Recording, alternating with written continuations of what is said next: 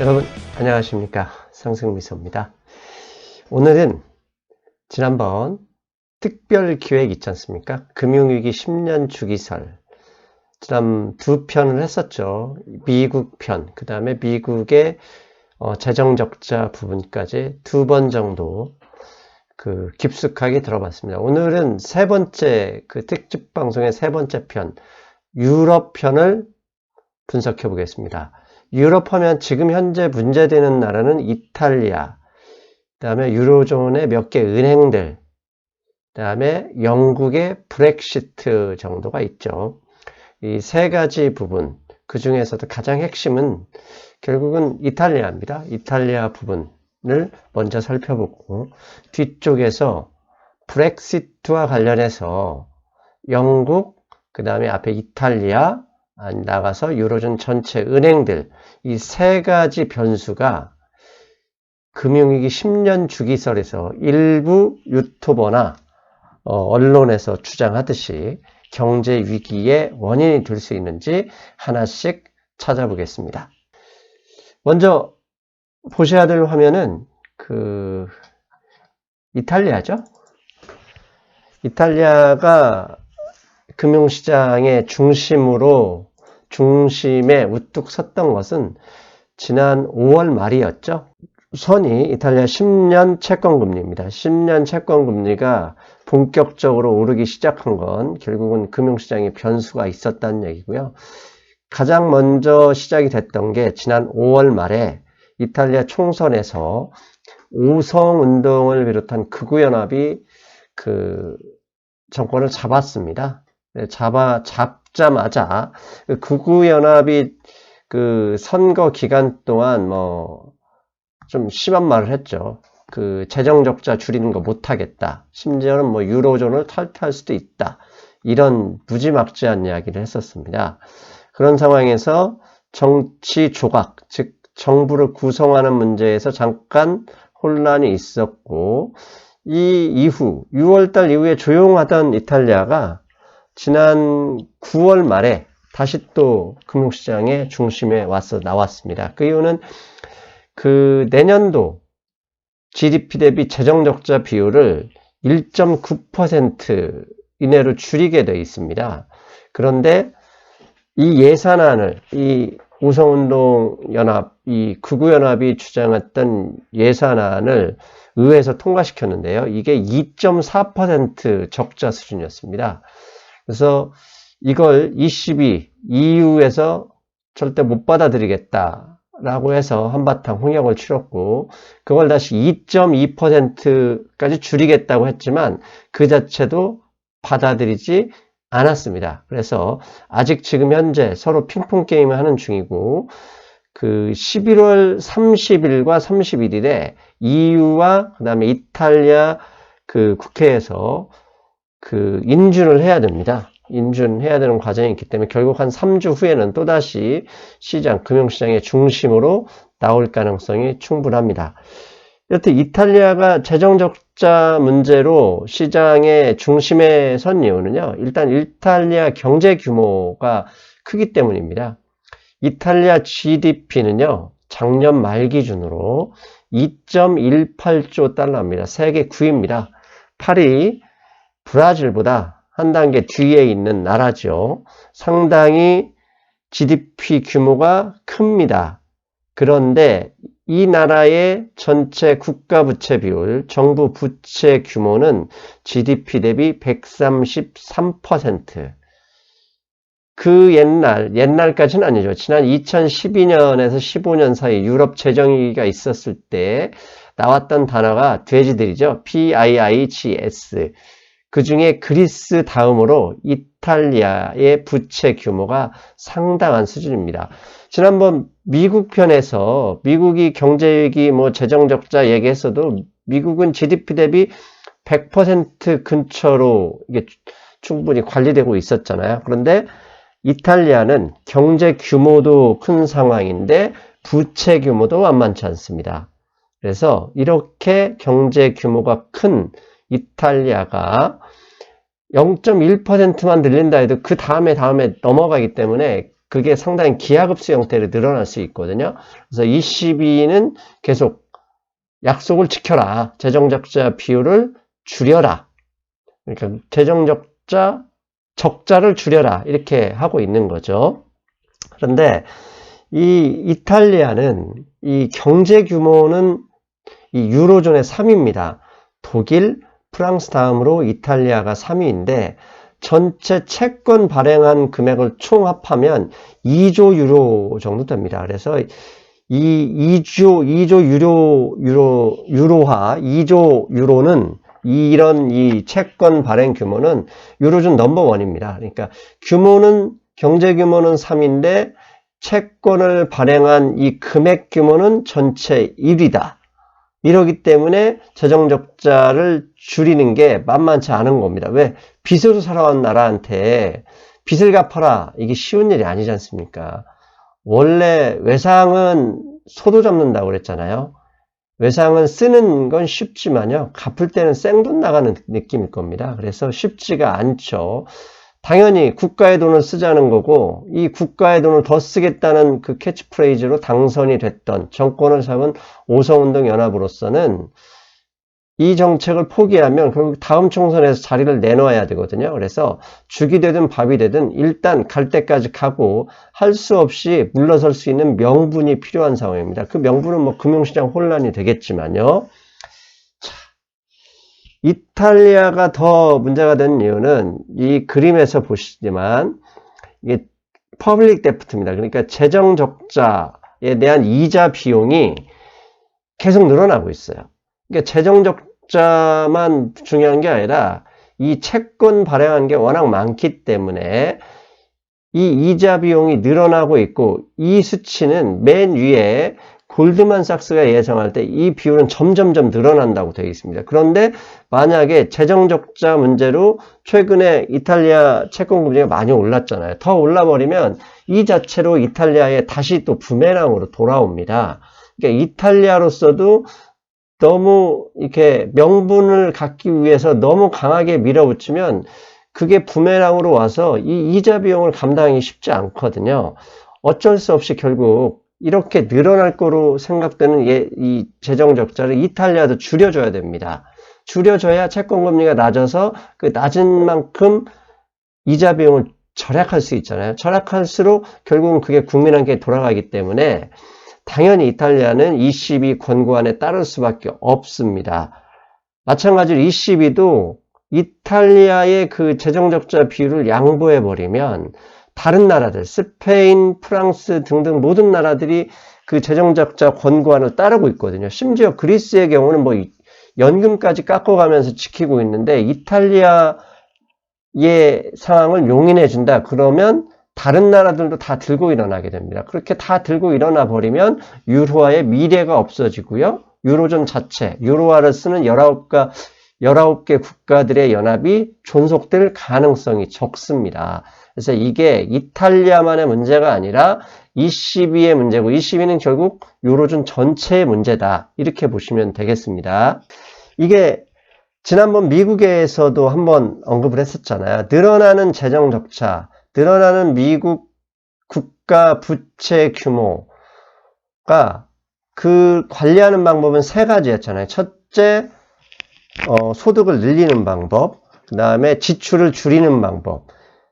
이것도 안 되면 결국은 성장률로 따라잡는 방법이 가장 확실하면서 고통을 줄일 수 있습니다. 그렇다면 이탈리아 향후 GDP 성장률 예상치를 한번 살펴봐야 되겠습니다. 미국처럼 향후에 GDP 성장률이 높아질 수 있다 그러면 재정 적자는 어느 정도 용인할 수 있겠죠. 그런데 그림에서 보듯이 지금 현재 파란색은 2019년 예상치, 검정색은 20년, 노란색은 2021년, 즉 내년부터 3개년도의 GDP 예상치를 놓은 건데요. 맨 왼쪽이 이탈리아 정부가 예상한 그 성장률입니다. 이탈리아 정부가 예상한 건 내년에 1.4%, 2020년에 1.6%, 그 다음에 다시 21년에 1.4% 떨어진다고 했는데요. IMF나 블룸버그에서 예상치를 보면 1%도 간당간당하답니다. 그러니까 이탈리아의 성장 속도로 늘어나는 부채를 감당하기 어렵다는 얘기고, 이렇게 어려운 상황에서 ECB의 권고안조차도 따르지 못한다. 그러면 ECB가 가만 놔두지 않겠죠. 가만 놔두지 않으면 어떻게 할 거냐? 이탈리아가 발행하는 채권을 매수하지 않는 게 가장 첫 번째겠죠. 그렇게 되면 최근에 지금 10년 만기 채권금리 3.5%인데요. 2012년에는 7%까지 올라갔잖아요. 그렇게 채권금리가 올라가 버리면 앞에서 보여드렸지만 이탈리아의 이자 비용이 지금 현재도 그 골드만삭스는 4% 이상으로 올라갈 걸로 예상하고 있는데, 그렇게 올라가 버리면 답이 없습니다. 그래서 이탈리아도 어디까지나 ECB의 그 권고에 따라올 수밖에 없는 상황인데, 이 정치인들은 명분이 중요하잖아요. 무조건 따라간다가 아니라 어쩔 수 없이 따라갈 수밖에 없었다. 우리도 할 거 다 했었다. 좀 봐달라. 이렇게 돼야 되거든요. 그래서 요즘 주고받는 게임이 있는 겁니다. 그래서 이탈리아 문제는 이탈리아 자체의 저성장도 있고 부채를 많이 발생시켰던 원인도 있지만, 그것보다 더 근본적인 진짜 핵심 이유는 뭐냐면 유로화 단일통화 사용입니다. 유로화, 즉 국가가 하나로 되지 않았는데 돈만 공통 통화를 쓴다는 얘기입니다. 이게 무슨 얘기냐면, 지난번에도 이미 2번에 걸쳐서 6월에도 그다음에 9월에도 말씀을 드렸지만, 신용도만 독일 신용, 가장 강한 독일이나 프랑스의 신용도를 빌리고 빚은 못 사는, 성장률이 약한 각자가 갚아야 된다는 얘기입니다. 그런데 이게 문제가 없었을 평상시에는요, 이 전체 금리, 어차피 국채를 발행해야 되는데 이 금리가 확 떨어지게 됩니다. 그러면 전체적으로 금리가 떨어져서 경제가 호황이 되죠. 왜? 더 많은 사람들이 돈을 빌릴 수가 있기 때문이죠. 결국 부채 문제는 지난 미국 편에서 말씀을 드렸잖아요. 부채 문제는 문제가 생기기 전까지는 문제가 되지 않습니다. 문제가 언제 생기는지는 저도 모르죠. 시장에서 여기 문제 있다 그래서 투기자분들이 배팅을 하기 시작하면 생기는데, 사실 이탈리아는 유로화를 쓰기 때문에 그게 쉽지 않죠. 왜냐하면 유로화, ECB하고 싸워서 투기자본이 이길 방법이 없지 않습니까? 한 국가도 아니기 때문에. 그래서 결국은 이 문제는 결국 ECB가 자연스럽게 해결할 그 모양새로 갈 수 있는데, 문제는 이제 명분 싸움을 하는 거죠. 아무튼 유로화 단일 통화를 사용한다는 얘기는 19개 국가가 단일 통화를 사용하는데, 항상 말하지 않습니까? 돈은 빚의 증서인데 이 빚이 늘어나면 돈의 가치, 이 신뢰도가 떨어지지 않습니까? 즉 이 나라들, 이탈리아를 비롯한 스페인, 아일랜드 이런 나라들이 재정 적자가 심해지면 심해질수록 돈 가치가 떨어집니다. 돈 가치가 떨어지면 그 돈을 사용하는 사람들이 은연중에 손해를 보는데, 대표적으로 손해를 볼 수 있는 나라는 결국 독일입니다. 독일 정치인들이 가만 놔주지 않겠죠. 그렇기 때문에 결국 이탈리아를 강하게 압박할 수밖에 없습니다. 그리고 이렇게 가치가 한번 하락하게 되면 이걸 되돌리는 방법이 쉽지 않습니다. 미국도 보시면 아시겠지만 부채 한도를 아무리 묶어놔도 끊임없이 부채가 늘어납니다. 그게 인간의 속성이죠. 문제가 될 때까지 문제는 계속됩니다. 여러분들이 담배를 태우시는 분 계시겠지만, 담배가 몸에 좋다고 생각하면서 피시는 분 없잖아요. 몸에 나쁜 줄 알고 다 피웁니다. 그러면서 담배 끊으라고 스트레스를 주면 그냥 병 생기면 죽을래 이렇게 얘기를 하시죠. 근데 그분들이 실제로 담배를 언제 끊냐? 암에 걸리면 끊습니다. 살고 싶어서 바로 끊습니다. 네, 인간은 원래 그렇습니다. 문제가 생기기 전까지는 절대로 그걸 문제라고 감안하지도 고려하지도 않는 존재입니다. 이런 부채 문제도 당연하거든요. 아무튼 이탈리아는 단일 통화를 씀으로써 이 금리 하락이라는 이점을 이용하기도 하지만 독일과 다이다이로 붙어야 되는 상황입니다. 사실 우리나라가 지난번 설명에서 일본하고 싸울 때, 일본하고 경제 교류를 할 때 일본보다 경제가 뒤지면 환율이 올라감으로써 이 원가 절감을 할 수 있거든요. 그런데 유로화는 독일하고 19개국 나라들, 독일을 포함한 19개국 나라들이 독일과 단일 통화를 씁니다. 그러면 환율이 떨어지면 독일도 같이 떨어지고, 환율이 올라가면 독일 통화도 같이 올라가기 때문에 결국 경쟁력 싸움 할 수밖에 없거든요. 그럼 환율 싸움이 안 되는 상황에서 이탈리아가 독일하고 싸워서 이기는 방법은 첫째, 기술 개발 열심히 해서 기업 경쟁력을 높이는 방법인데 그게 쉽지 않지 않습니까? 그게 1, 2년 만에 되는 일이 아니잖아요. 그건 불가능하다고 봐야 됩니다. 그럼 두 번째 방법이 뭐가 있죠? 예, 인건비 줄여야죠. 독일하고 싸워서 이기려면 통화도 안 되고 기술도 안 되고 그러면 뭐 방법이 없습니다. 인건비를 줄이는 방법밖에 없습니다. 국가 차원에서 인건비 줄이는 방법은 뭡니까? 복지비용 축소하는 거죠. 복지비용 축소해서 국가 차원의 인건비를 절약시키자 하는데 그 복지비용을 축소할 때 유권자들이 가만히 있겠습니까? 정권을 바꿔버리죠. 정치인들도 직장인입니다. 4년 있다가 출마하지 못하거나 떨어져 버리면 백수예요, 백수. 그런 사람들이 절대 일자리를 잃지 않으려고 노력하는 건 국민이 원하는 거 들어주는 거죠. 왜? 지 돈입니까? 국가 돈인데. 결국 미국이나 유럽이나 심지어 한국도 그런 과정을 지나갈 수밖에 없죠. 아무튼 99년도인가요? 2000년 전에 유로화가 통합이 되면서 지금 보이는 그림이요. 전체 이 10년 만기 채권금리입니다. 그런데 보시면 아시겠지만 유로 통합이 되기 전에는 4%까지 있던 이 채권금리가 유로화가 통합되면서 순식간에 거의 0%까지 내려왔죠. 금리가 이렇게 4%, 5% 하던 금리가 0으로 내려오면 그 돈 가지고 뭐 하겠습니까? 당연히 부동산에 투자하죠. 그러면서 유로존 일대의 부동산 가격이 어마어마하게 올랐죠. 그러다가 지난 2008년, 2007년에 서프라임과 함께 유럽도 같이 망가졌습니다. 이렇게 급격한 저금리, 급격한 신용도를 빌려왔음으로써 이자율이 낮추는 효과를 냈지만 그 이자율이 너무나 낮게 순식간에 떨어져서 부동산에 버블이 생겼죠. 그 버블이 터지면서 2009년에 터지면서 유럽에 문제가 생겼고요. 문제는 여러분 돈 빌려봐서 사용해 보신 적 있잖아요. 빌려서 진짜 내가 꼭 필요한데 썼지만 갚을 때는 생돈 갚는 것처럼 똑같거든요. 국민 똑같습니다. 세금을 갚으려면 결국은 세수를 올리든지 지출을 줄여야 되는데 인간이 한번 늘어난 그 마약의 맛을 못 맡게 한다 그러면 그 쉽지가 않습니다. 그래서 지금 현재 이탈리아 정치권도 재정적자 규모를 줄이려는데 버티고 있는 거죠. 자, 그리고 지난 2008년 그때 유럽도 같이 터졌잖아요. 유럽 스페인 할 거 없이 유럽 일대의 부동산 가격이 대폭락을 했었죠. 이 그림에서 보시면 이 빨간색이 2008년 그 당시 금융위기, 미국의 금융위기 했을 때 같이 터졌을 때를 100으로 잡았고요. 이게 GDP 100%를 지금 현재 찾은 나라는 독일, 맨 위에 독일, 프랑스, 스페인, 포르투갈 정도고요. 이탈리아는 아직도 95% 수준입니다.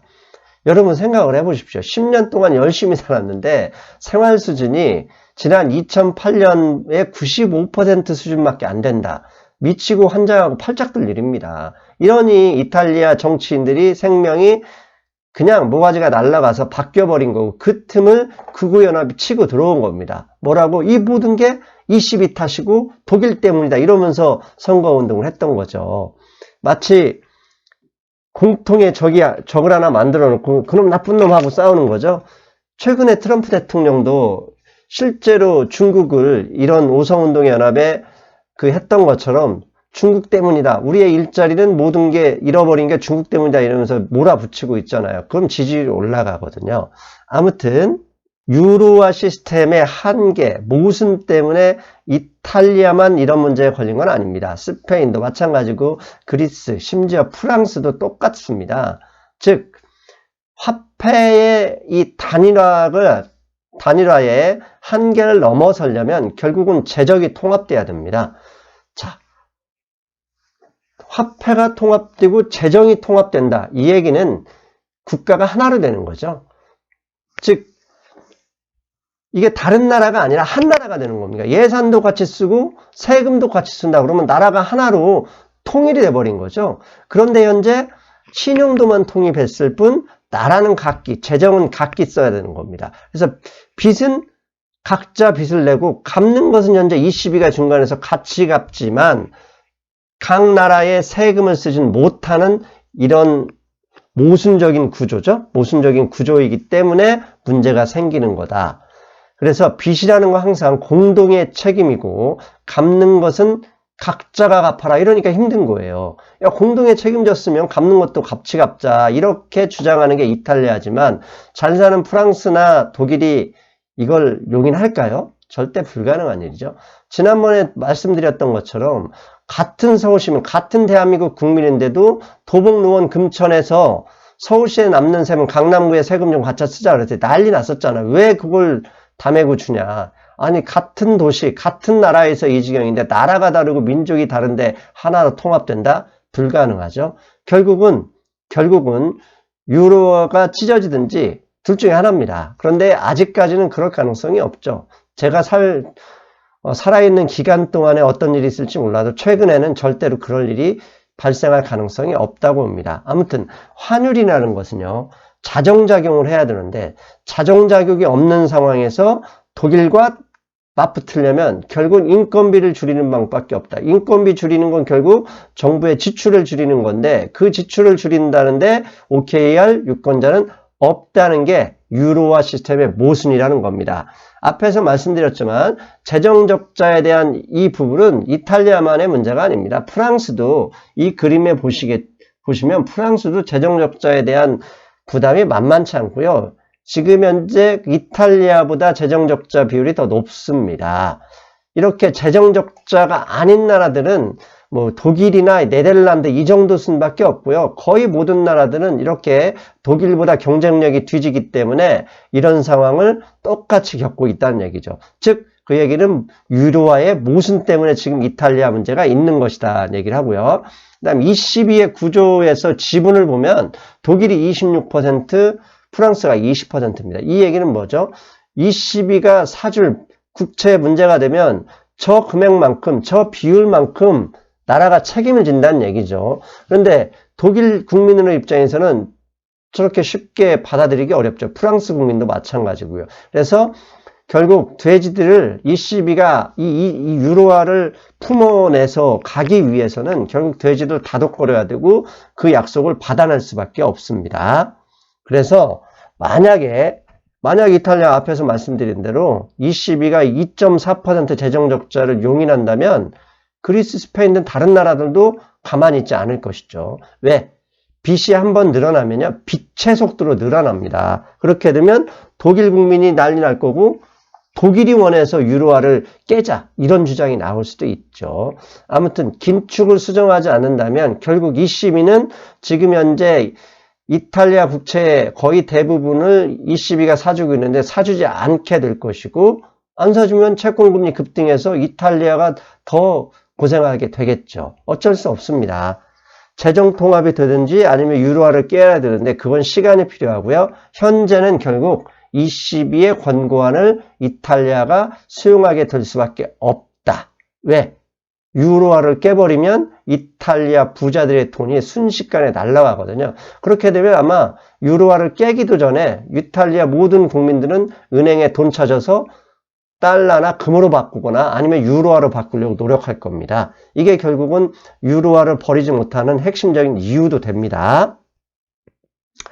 자, 근본적인 PI 이 돼지 이탈리아 문제의 해법은요. 결국은 유로화 없애야 됩니다. 유로화를 없애게 되면 독일하고 싸울 때 자국 화폐가 쭉 절하되면서 경쟁력을 단가 경쟁력을 가질 수 있거든요. 그런데 그럴 수가 없다고 말씀드렸잖아요.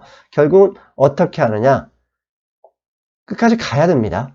일정 수준까지는 가야 되는데 결국 서로 봉합하면서 갈 거고요. 어느 정도 양보하겠죠. 2.4%고 1.8이가 1.9%가 20이 아니라면 대충 2.1% 정도 재정적자 비율에서 합의할 가능성이 높다고 봅니다.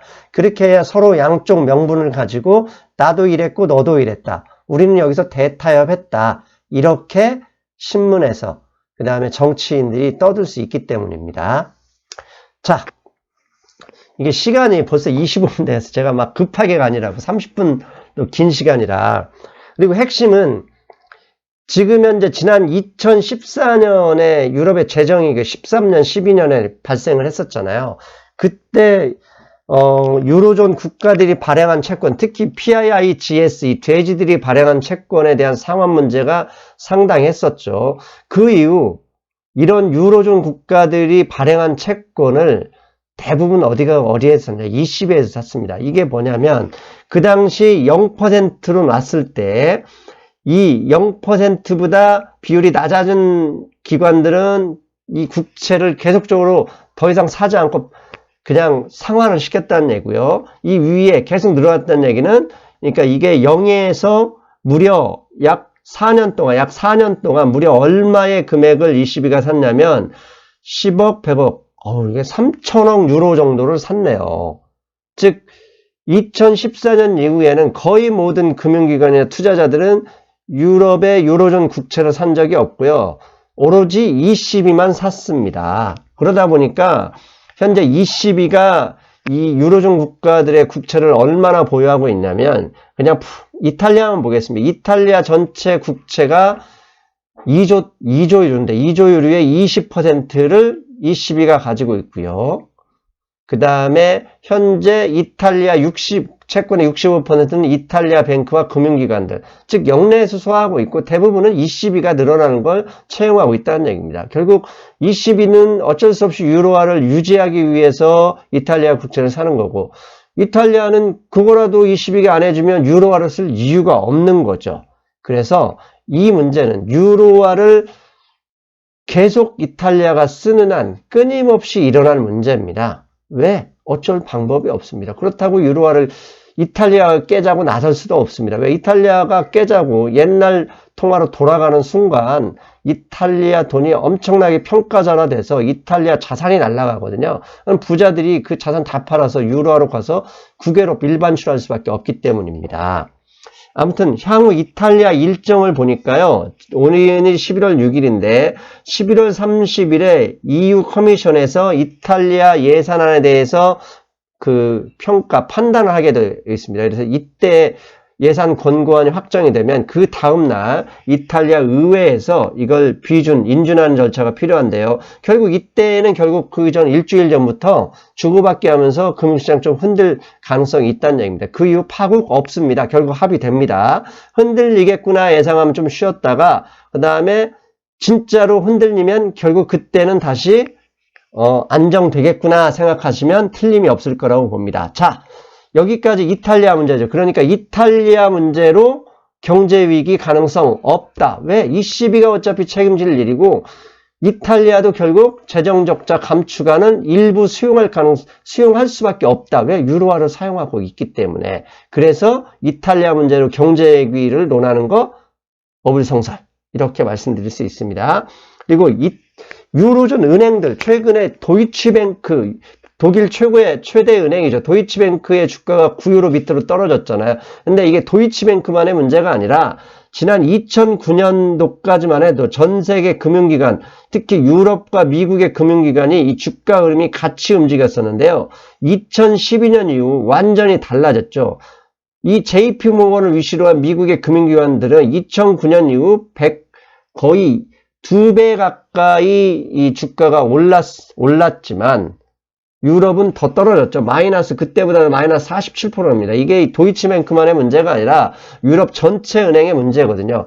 즉, 이런 문제들 ECB가 없었고, 이 돈이 기축통화가 아니었다면 벌써 끝났겠죠? 벌써 끝나고 IMF의 자금 지원을 받았을 텐데, 이 기축통화라는 힘이 이걸 계속 유지하고 있는 힘이 되는 거죠. 그래서 결국 유로화가 기축통화에서 벗어나지 않는 한 유로화의 이런 문제, 이탈리아 문제, 스페인 문제, 그런 문제 나온다 해도 경제위기 가능성 자체가 없다. 이걸 말씀드리고 싶어서 이 그림을 보여드리는 겁니다. 자, 마지막으로 영국의 브렉시트 문제입니다.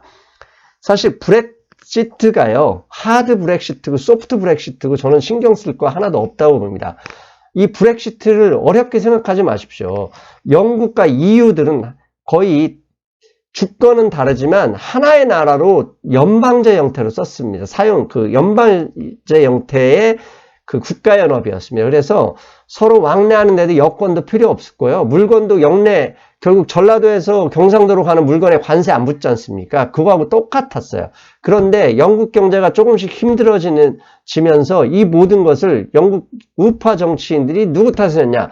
유럽연합 탓을 하면서 그걸 국민들이 속아서 국민투표 끝에 유럽연합에서 탈퇴하는 게 브렉시트입니다. 그럼 탈퇴하게 되면 어떤 효과가 있느냐? 이제 영국은 유로 단일 지역에서 유럽연합 단일 지역에서 나와야 되기 때문에 관세가 있는 거고요. 통관 절차가 있고 여권이 있는 이 정책이 나와야 됩니다. 그러면 누구만 손해죠? 영국만 손해입니다. 이 유로존 나라들은 뭐 상관없어요. 물론 조금 영향은 있겠죠. 그런데 이것을 지난 블룸버그에서요. 지난번에 도대체 브렉시트 하게 되면 누가 손해를 보느냐. 브렉시트에서 그냥 똑같이 WTO 기준으로 무역을 하면 영국이 GDP에 마이너스 4% 정도 손해를 보고요. 그 다음에 이게 유럽연합은 GDP의 1% 이내에서 손해를 본다고 했습니다. 근데 이건 안 하죠. 그래서 둘 중에 하나가 뭐냐면 가운데 있는 게 소프트 브렉시트고요. 이 맨 오른쪽에 있는 게 하드 브렉시트입니다. 그냥 무조건 찢어져서 우리 갈 길 가자. 대신 혼란을 막기 위해서 일시적인 법적인 부분만 하는 게 하드 브렉시트고, 소프트 브렉시트는 여러 가지 통관이나 그다음에 영내 교역 이런 부분은 어느 정도 조금 유예를 두자. 이게 소프트 브렉시트죠. 근데 하드 브렉시트든 소프트 브렉시트든 손해 보는 것은 영국이고 그 돈이 영국 GDP의 1% 내외라고 합니다. 영국 GDP가 1% 내외로 하락하게 되면 영국 경제는 좀 힘들겠죠. 하지만 그 정도 돈 영란은행에서 밀어붙이면 될 거고요. 이 1%, 영국 GDP의 1%가 떨어졌다고 해서 경제위기 가능성 없습니다. 한마디로 브렉시트가 온다고 해서 하드든 소프트든 별 신경 쓰지 않아도 된다. 다만 우리는 영국에 많은 수출을 하고 있기 때문에 이제 다시 영국하고, 지금은 유럽연합과 EU FTA를 하고 있지만 이제 영국이 떨어져 나오면 이제 영국과 다시 하는 그런 절차가 필요하겠죠. 그런 이제 관세에 대한 부담은 일부 있을지 몰라도 그걸로 경제액이 온다? 말도 안 된다. 이렇게 말씀드릴 수 있겠습니다. 여러분, 벌써 32분 지났습니다. 서둘러 마치겠습니다. 이탈리아, 영국의 브렉시트, 일부 유로존 은행 문제들, 경제위기 일으킬 가능성 없다. 걱정하지 마셔라. 이렇게 말씀드리고 저는 인사드리겠습니다. 여러분, 안녕!